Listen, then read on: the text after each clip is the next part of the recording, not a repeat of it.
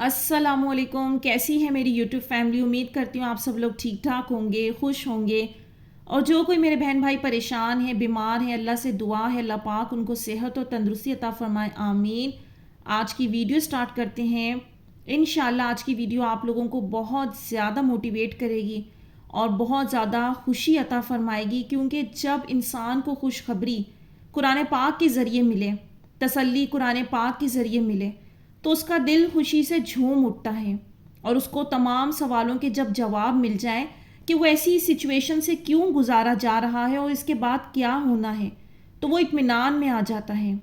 اور اگر انسان بے خبر ہوتا ہے تو تب تک وہ ادھر ادھر لوگوں سے مشورے لے لے کر تھک جاتا ہے، اور کوئی حل نظر نہیں آتا تو پھر نظر آتا ہے اسے مایوسی کا راستہ۔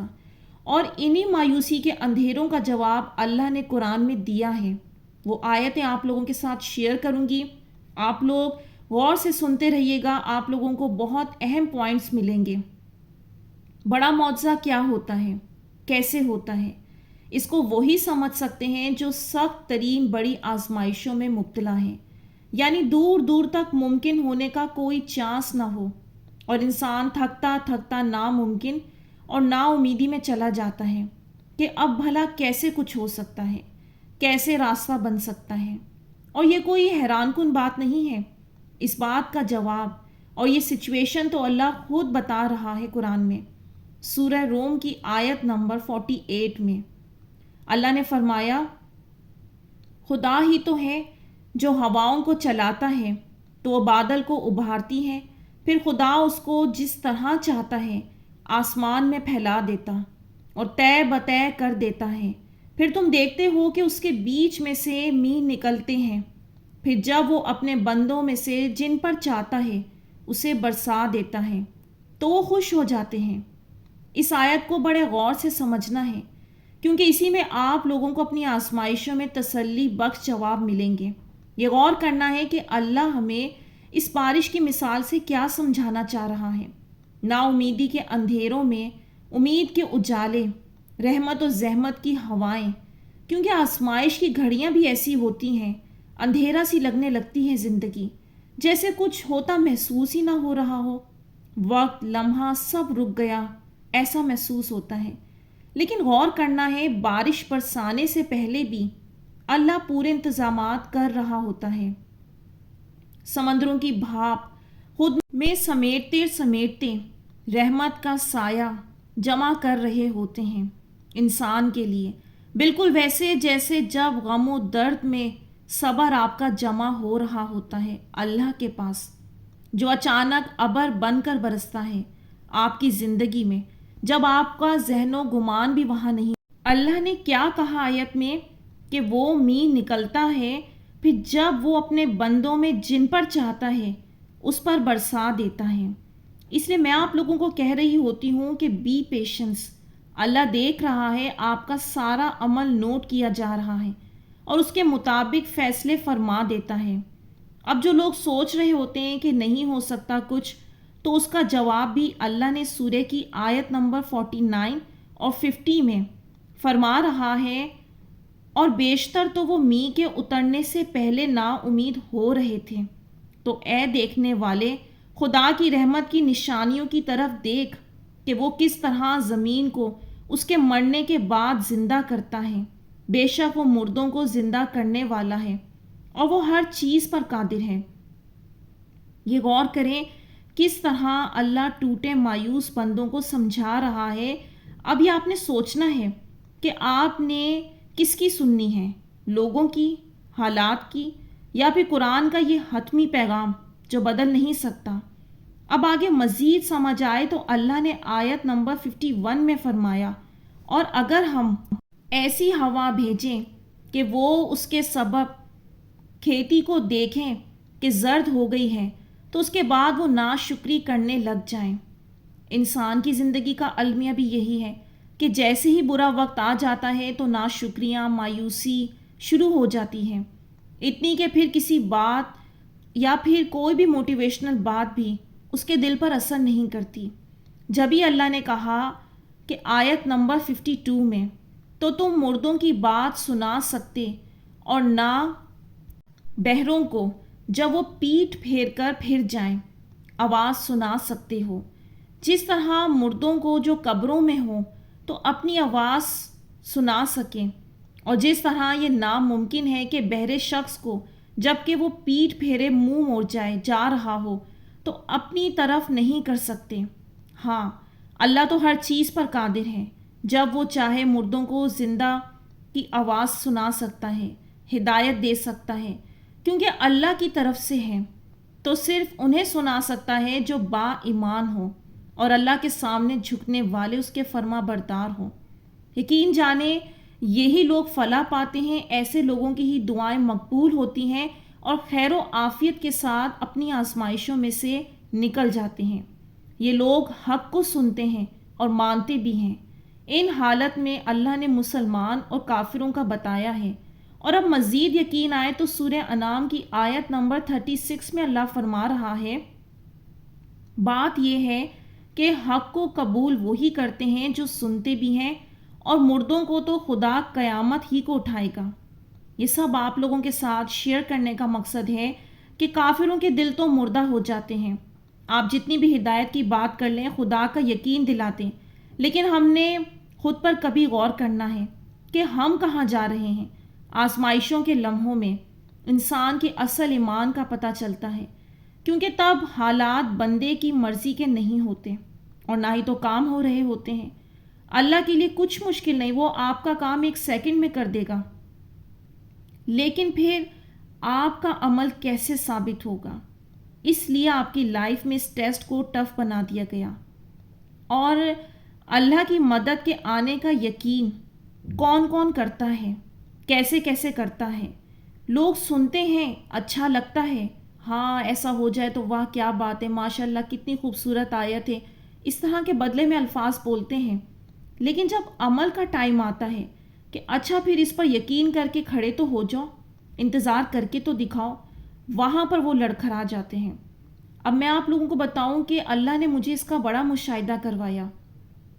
میری ایک کولیگ تھی، وہ ہر وقت جادو، اسرار، جن، تعویذ، بس اسی طرح کی باتیں کرتی تھی، اور میں ان کو ہر چیز کا سولوشن یہی دینے کی کوشش کرتی تھی، آپ کی یہ پریشانی ہے، آپ قرآن میں سے ایسے ہیلپ لے لیں، آپ تہجد میں سے ہیلپ لے لیں، آپ صدقہ اسٹارٹ کر دیں، آپ کے رزق کے معاملات ٹھیک ہو جائیں گے۔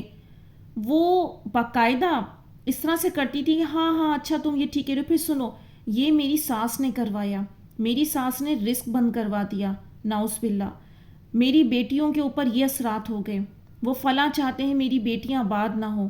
تو میں پھر پیشنس کے ساتھ مظاہرہ کرتی ہوں اور کہتی ہوں کہ اچھا آپ پھر اس طرح سے نماز کی پابندی کریں، درود پڑھیں، بھوکوں کو کھانا کھلائیں، کچھ نہیں تو پرندوں کو ہی ڈال دیا کریں، ہاں اچھا پھر سنو۔ اس طرح وہ گھما پھرا کر میری بات پر دھیان ہی نہ دیتی، اور پھر وہی تعویذ اور جادو اس طرح کی بات شروع کر دیتی، اور اسی طرح کی ان کو تلاش تھی کہ کوئی اسی طرح سے عامل مل جائے اور وہ بھی پھر اس کا جواب بدلے میں ویسا ہی دے۔ اور تو کیا، میں تو بس ایسے لوگوں کو بھٹکتے ہی دیکھ رہی ہوتی ہوں، راستہ تو ملتا نہیں ہے، اللہ بہت نعمتوں سے نواز رہا ہوتا ہے، اس پر دھیان نہیں دیتے۔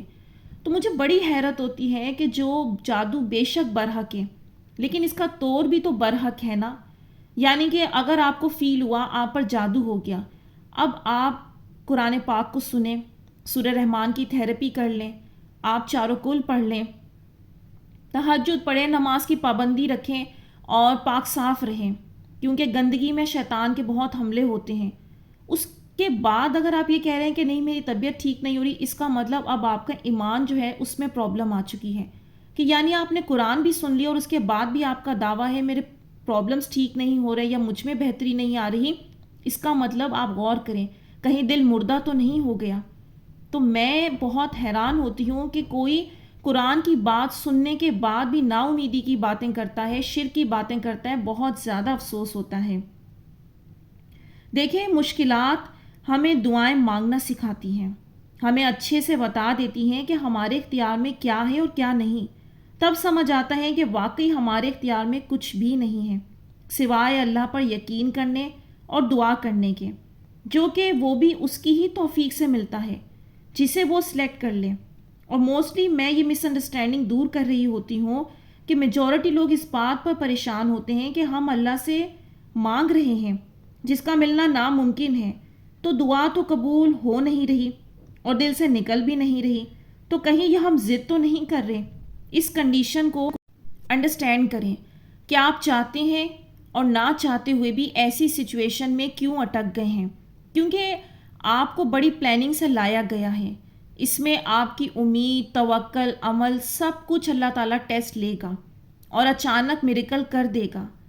اللہ کے بتائے ہوئے راستے پر اگر آپ چلیں گے تو، اور وہ آپ کو بتا دے گا کہ وہ ہر شے پر قادر، اس کے لیے کوئی کام کرنا مشکل نہیں ہے، اور اس کی مرضی پہ جو راضی ہو جاتا ہے، تو پھر اللہ کا بھی یہ ایک بہت پیارا انداز ہے کہ وہ اس بندے کو اپنے بتائے گئے راستے پر چلانا شروع کر دیتا ہے۔ دعا امید کا خوبصورت نام ہے۔ دعا مسلسل رب کی طرف متوجہ رہنے کا نام ہے۔ اگر آپ کو بار بار کسی چیز کو مانگنے کی توفیق مل رہی ہے تو آپ یہ بھی تو غور کریں کہ اس کے ذریعے بار بار مانگنے کی وجہ سے آپ رب کی طرف مسلسل متوجہ ہیں۔ اب یہ کب کیسے پوری ہونی ہے یہ اللہ کے علاوہ کوئی نہیں جان سکتا۔ اکثر لوگ سوچتے ہیں کہ ہمارے سامنے والوں کی دعائیں قبول ہو رہی ہیں، ان پر عنایتیں کی جا رہی ہیں، اور ہمیں ایک جواب تک نہیں آ رہا۔ مایوسی ہوتی ہے کہ ہم بھی تو اتنی دعائیں مانگ رہے ہیں۔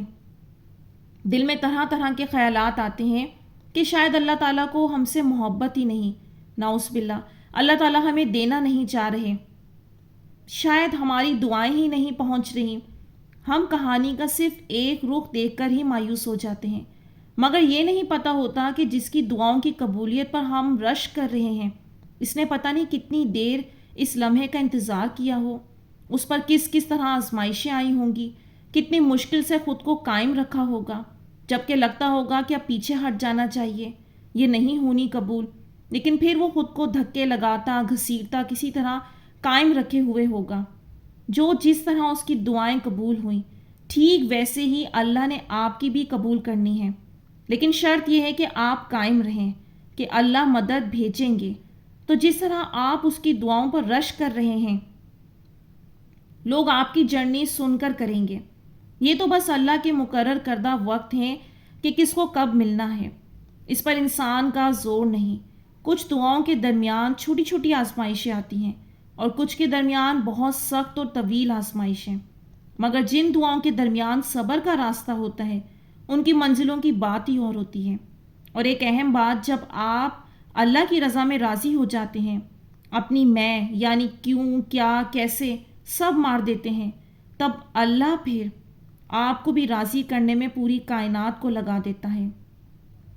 وہ نعمتیں، وہ وسیلے، اسباب بناتا ہے کہ بندہ سوچتا ہے میرا تو اتنا بڑا مقام نہیں، میں نے تو کوئی بڑی بڑی نیکیاں بھی نہیں کی، پھر یہ سب کیسے ہو گیا؟ تو جواب ملتا ہے اس فلاں شخص نے اپنی میں مار دی تھی، وہ بحث ضد سے نکل گیا تھا۔ تو رب کو تو پھر عاجزی بہت زیادہ پسند ہے۔ وہ کیا چاہتا ہے؟ صرف توکل۔ آپ سے وہ صرف توکل چاہتا ہے، کر اس نے آپ کے سارے ہی کام دینے ہیں۔ تو یہاں میں ویڈیو کا اینڈ کروں گی۔ امید کرتی ہوں آج کی ویڈیو نے آپ لوگوں کو کچھ ہیلپ کی ہوگی، کچھ مدد دی ہوگی۔ تو مجھے دیجیے اجازت، اپنی دعاؤں میں یاد رکھیے گا، کمنٹس میں اپنی رائے کا اظہار ضرور کیجیے گا۔ انشاءاللہ نیکسٹ ویڈیو ملوں گی۔ اللہ حافظ۔